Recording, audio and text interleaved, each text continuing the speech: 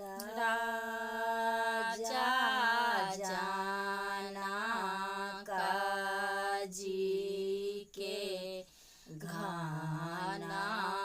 फूला बाड़िया ओही में कदमा जोड़ी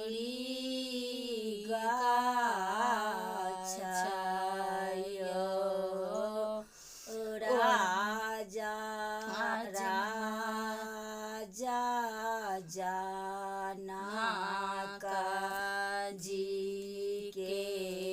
घाना फूला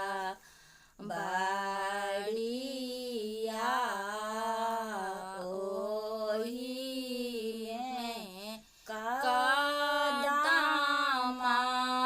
जोड़ी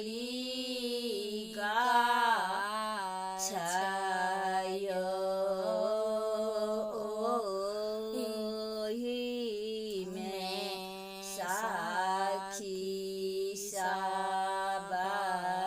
सबहिरा लगा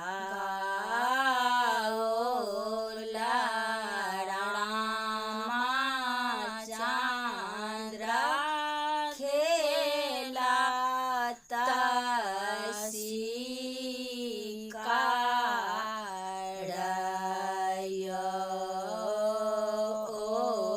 ओही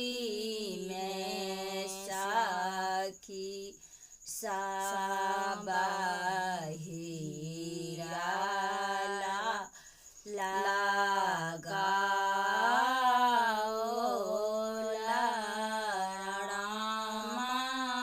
रामचंद्र खेला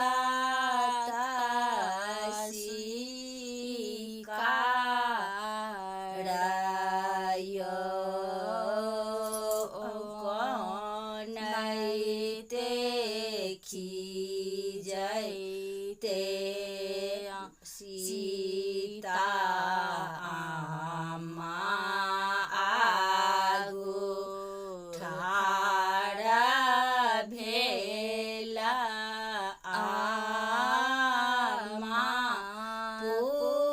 पूछाने दिला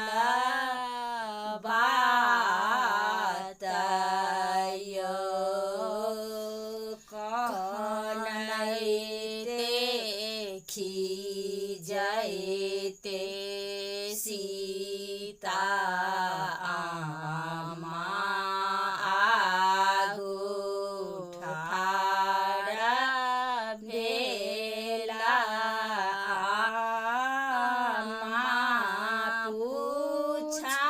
पूछाने दिला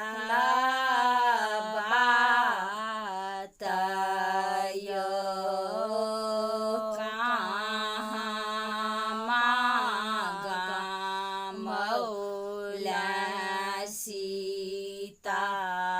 दीना दो पहाड़िया कहाँ मौला साड़ी रात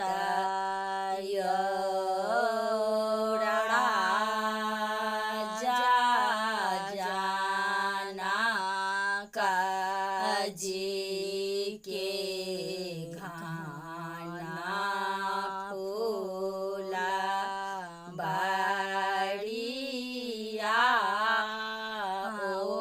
ओही में कदमा जोड़ी